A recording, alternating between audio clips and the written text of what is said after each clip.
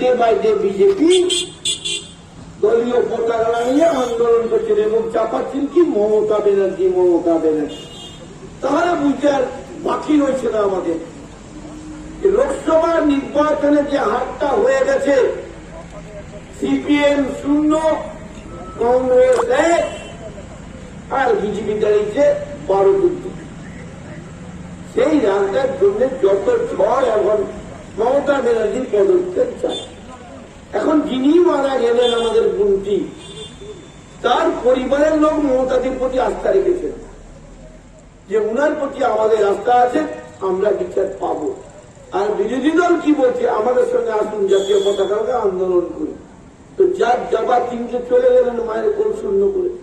এখন রাজনীতি মন নিয়েছে, পাবলিক কিন্তু জানতে পেরেছে যে বিজেপি নিজের চরিত্র নিয়ে আলোচনা করছে আন্দোলন, কংগ্রেস নিজের বুকি চালাচ্ছে, আর সিপিএম ঘুরে দাঁড়ানোর চেষ্টা করছে, আর কিছু নয়।